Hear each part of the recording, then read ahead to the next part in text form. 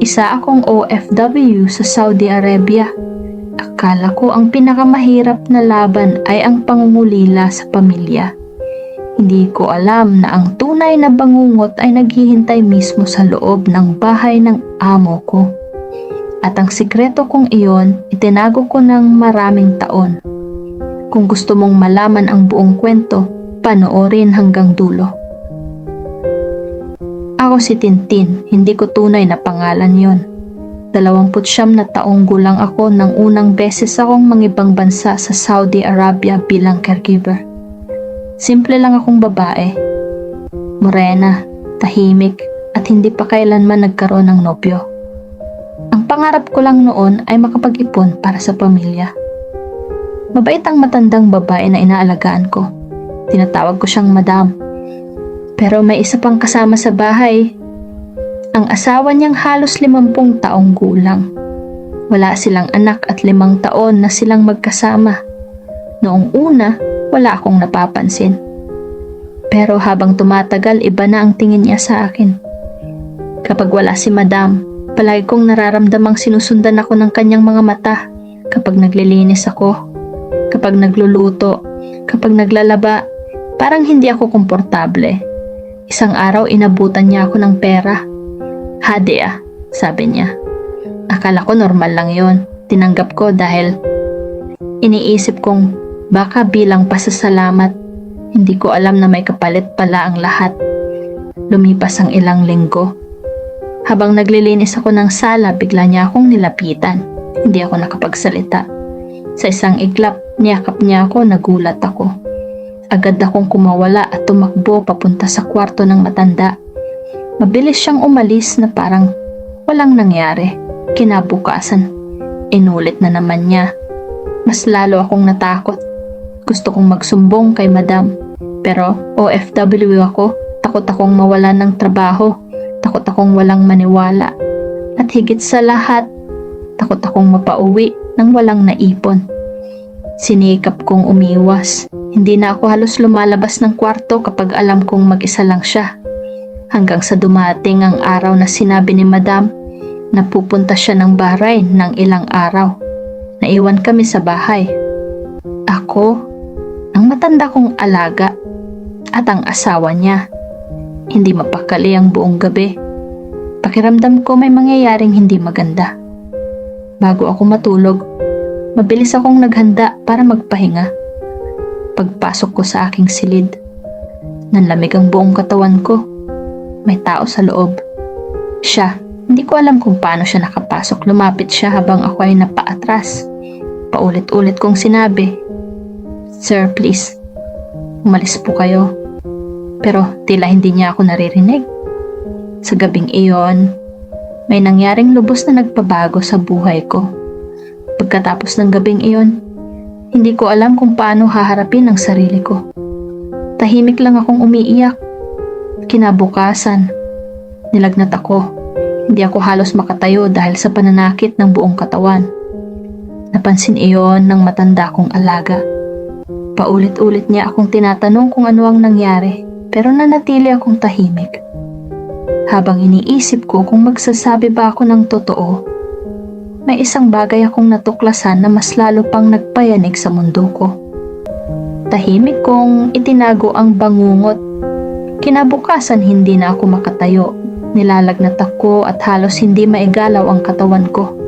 Ngunit ang mas masakit ay ang takot na baka maulit ang nangyari. Akala ko iyon na ang katapusan ng bangungot ko. Hindi ko alam. Simula pa lang pala.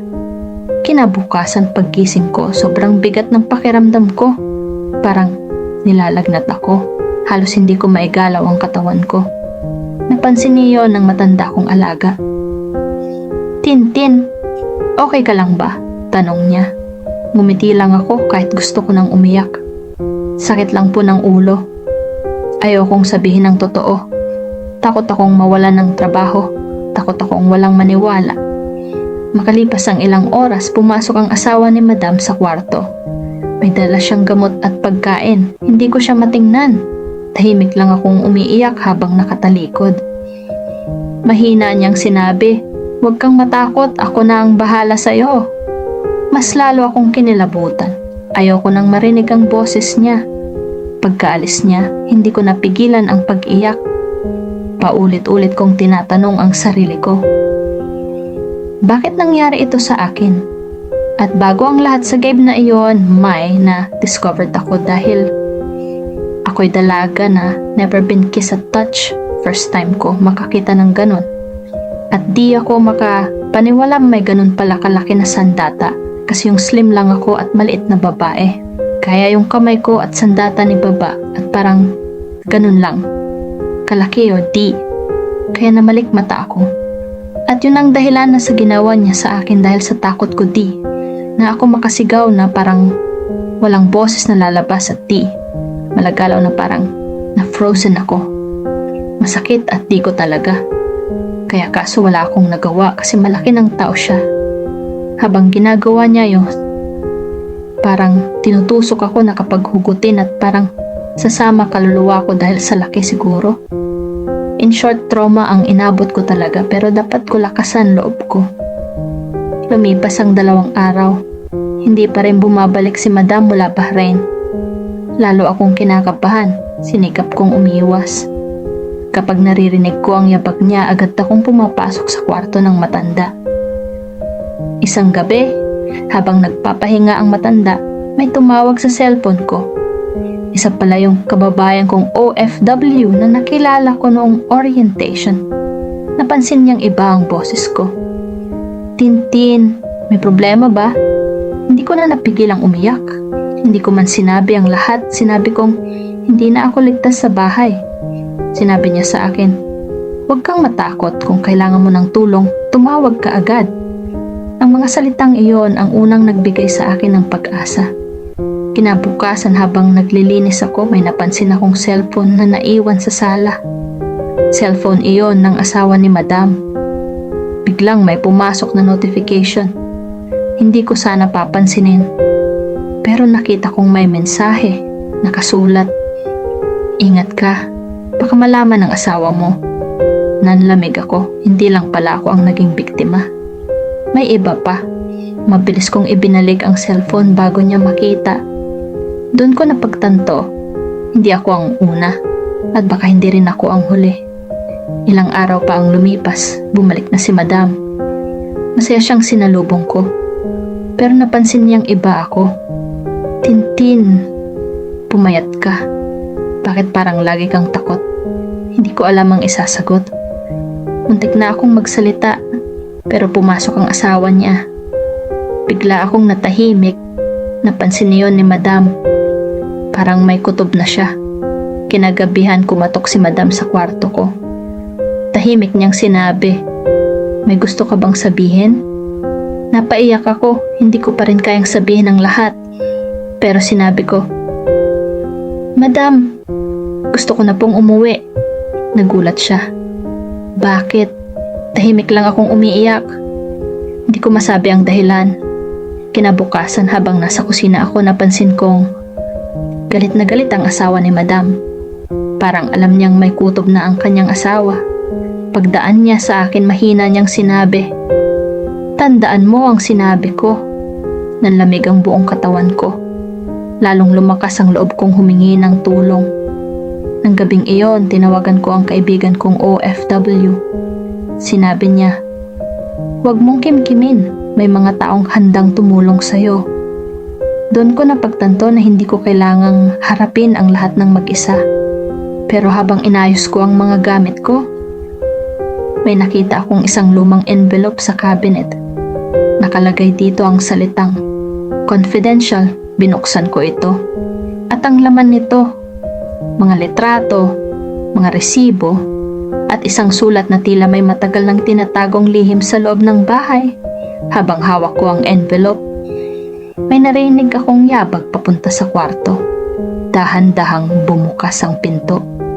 At tumambad sa akin ang taong ayaw ko nang makita. Siya. Napakabilis ng tibok ng puso ko. Mahigpit kong itinago ang envelope sa likod ko. Nagkatinginan kami. Anong ginagawa mo rito? Malamig niyang tanong. Hindi ako nakasagot. Pakiramdam ko ay mabubunyag na ang lahat. Unti-unti siyang lumapit. May nakita ka ba? Tanong niya. Umiling lang ako. Sinubukan kong kumalma kahit nanginginig ang buong katawan ko. Ilang segundo kaming nagtitigan. Pagkatapos ay bigla siyang tumalikod at lumabas ng kwarto. Napaluhod ako sa sahig. Alam kong muntik na akong mahuli. Nang makasiguro akong wala na siya, muli kong binuksan ang envelope. Isa-isang lumabas ang mga litrato. May mga larawan ng iba't ibang babae. May mga resibo ng malalaking padala ng pera. May mga dokumentong hindi ko maintindihan. Ngunit isang sulat ang lalong nagpayanig sa akin. Nakasulat dito, kung may makakita sa liham na ito, mag-ingat ka, hindi ka nag-iisa. Parang may gusto akong sabihin sa sarili ko. Ibig bang sabihin, may ibang OFW ring nakaranas ng takot sa bahay na iyon? Napaupo ako, hindi ko na alam kung sino ang dapat kong pagkatiwalaan. Maya-maya ay narinig kong tinatawag ako ni Madam. Tintin! Bilis kong sinilid muli ang envelope sa cabinet. Lumabas ako na parang walang nangyari. Habang naghahapunan sila, tahimik lang akong naghahain ng pagkain.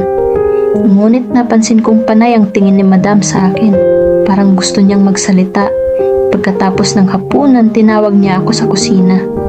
Tintin! May gusto ba talagang sabihin sa akin? Napabuntong hininga ako. Gusto ko nang sabihin ang lahat, pero natatakot pa rin ako. Bago pa ako makapagsalita, biglang pumasok ang kanyang asawa. Agad akong natahimik, napansin yon ni Madam. Mas lalo siyang nagtaka. Kinagabihan, muli kong tinawagan ang kaibigan kong OFW. Sinabi ko sa kanya ang tungkol sa envelope. Tahimik siyang nakinig. Pagkatapos ay sinabi niya, huwag mong itapon ang mga nakita mo. Posibleng mahalagang ebidensya ang mga iyon. Pero mag-ingat ka. Napaisip ako, tama siya. Hindi ako dapat magpadalos-dalos. Kinabukasan, habang namimili si Madam, naiwan kaming muli sa bahay. Lalong lumakas ang kaba ko. Bigla akong nakatanggap ng mensahe mula sa hindi kilalang numero. Isang linya lang ang nakasulat. Alam kong natagpuan mo ang envelope.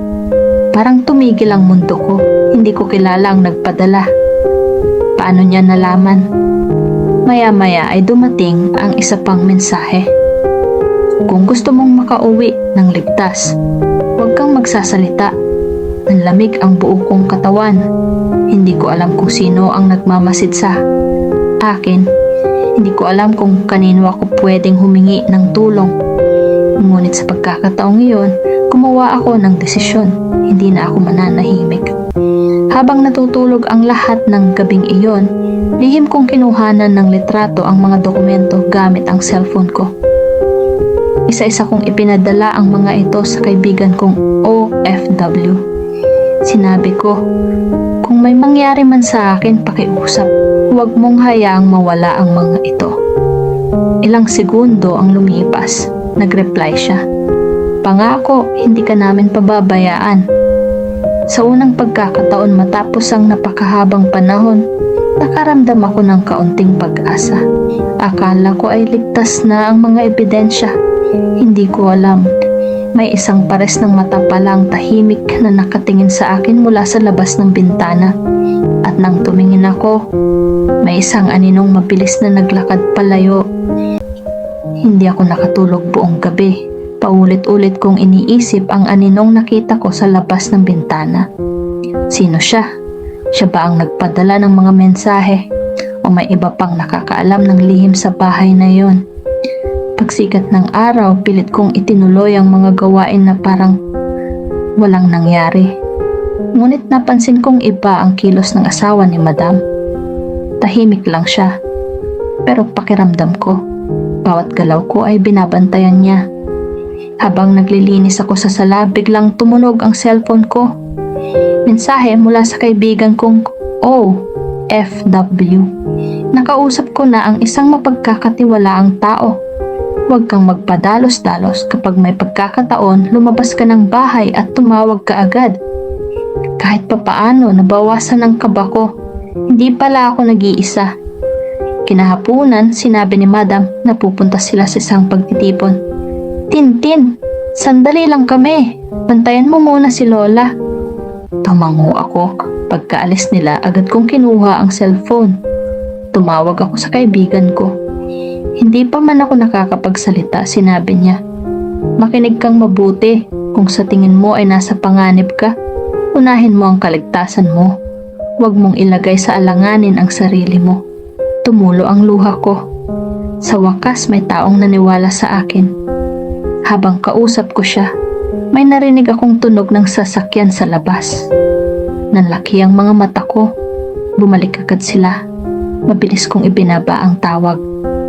Pagpasok ng asawa ni Madam, diretso siyang tumingin sa akin. May kausap ka ba? Hindi ako sumagot. May tinatawagan ka? Umiling lang ako. Ilang segundo siyang nakatitig sa akin bago siya tumalikod. Ngunit lalo akong kinabahan. Parang may hinala na siya. Kinagabihan habang natutulog ang lahat, nakarinig ako ng mahinang katok sa bintana. 3 beses. Tok, tok, tok. Dahan-dahan akong lumapit. May maliit na papel na nakasingit. Nakasulat dito, kung gusto mong makaalis bukas ng alas 10 ng umaga, lumabas ka para itapon ng basura. May tutulong sa'yo. Napahawak ako sa dibdib. Hindi ko alam kung bitag ba yon o totoong tulong. Buong gabi akong hindi nakatulog. Kinabukasan, eksaktong alas 10, kinuha ko ang supot ng basura. Habang naglalakad palabas ng gate, pakiramdam ko bawat hakbang ay mabigat. Pagdating ko sa basurahan, may isang babae ang lumapit. Mahina niyang sinabi sa Tagalog, "Ikaw ba si Tintin?" Nagulat ako. Opo. Mabilis niyang iniabot ang isang maliit na papel. Huwag kang magsalita, basahin mo na lang mamaya. Pagkatapos ay agad siyang umalis. Pagbalik ko sa kwarto, agad kong binuksan ang papel. Nakasulat doon ang numero ng isang taong maaaring makatulong at isang maikling mensahe. Hindi ka nag-iisa, may paraan para makaalis ka ng ligtas. Maghintay ka ng tamang oras. Napaluha ako. Sa unang pagkakataon, naramdaman kong may pag-asa pa pala. Ngunit ilang minuto lang ang lumipas, narinig ko ang malakas na sigaw ni Madam mula sa sala. Nasaan ang envelope? Nanlamig ang dugo ko. Nagkakagulo na sila sa buong bahay. Isa-isang binubuksan ng mga cabinet.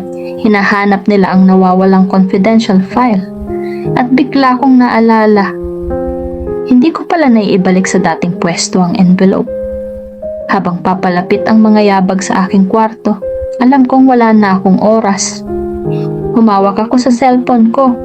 Sabi ko, hirap talaga ng buhay ko, ginahasa na nga ako pano kung mabuntis pa. At isang tawag na lang ang maaaring magbago ng buong buhay ko. Habang papalapit ang mga yabag sa aking kwarto, pakiramdam ko ay wala na akong matatakbuhan. Mahigpit kong hawak ang cellphone.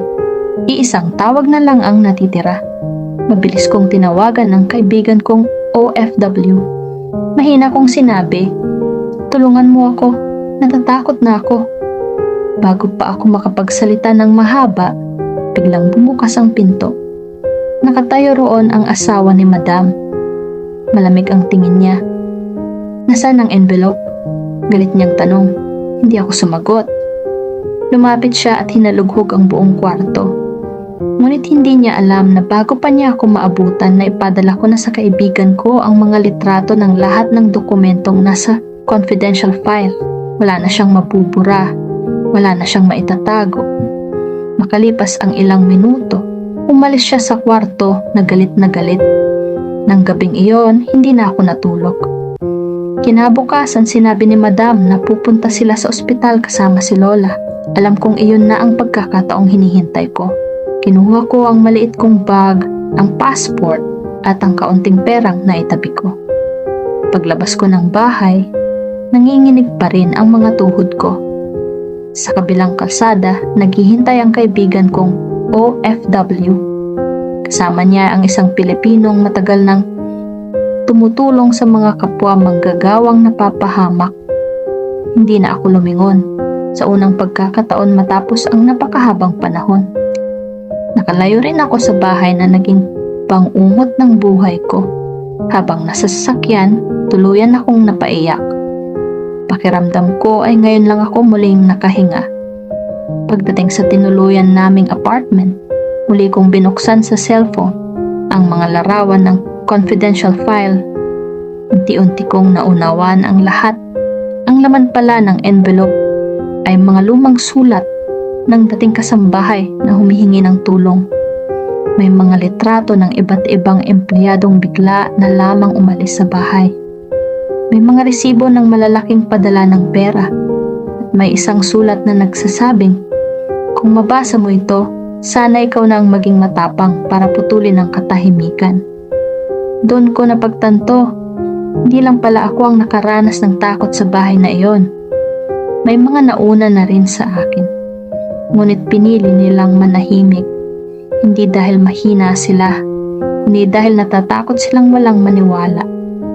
Ilang linggo akong nagtago, hindi na ako bumalik sa dati kong amo.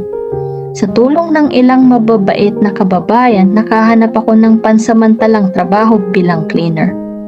Hindi madali ang buhay, minsan kulang ang pagkain, minsan sa sahig lang ako natutulog. May mga gabing umiiyak ako habang iniisip ang pamilya ko sa Pilipinas. Unti-unti ring nag-expire ang mga dokumento ko. Naging TNT ako. Araw-araw akong nabubuhay sa takot na baka mahuli. Ngunit kahit ganon ang buhay ko, mas pipiliin ko iyon kaysa bumalik sa bahay na sumira sa aking katahimikan.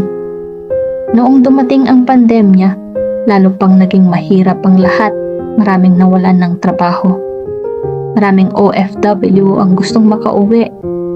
Isa ako sa kanila, halos mawalan na ako ng pag-asa. Hanggang sa isang araw noong 2021, may balitang magkakaroon ng repatriation para sa mga Pilipinong gustong umuwi. Agad akong nagpalista. Pagdating ng araw ng pag-uwi, hindi ko napigilan ang pagluha habang nakasakay sa eroplano. Habang unti-unting lumiliit ang bansang minsang naging pangarap ko, tahimik akong nanalangin. Salamat Lord, buhay pa rin ako. Paglapag ko sa Pilipinas, hinigpitan ko ang yakap sa pamilya ko. Walang katumbas ang saya ng muling makauwi. Ngunit, kahit nakauwi na ako, may bahagi ng puso ko ang nanatiling sugatan. May mga gabing nagigising pa rin ako sa masasamang alaala. May mga panahong bumabalik ang takot. Akala ng marami kapag nakauwi ka na, tapos na ang laban. Hindi pala. May mga sugat na hindi nakikita ng mata. At may mga traumang matagal bago tuluyang maghilom.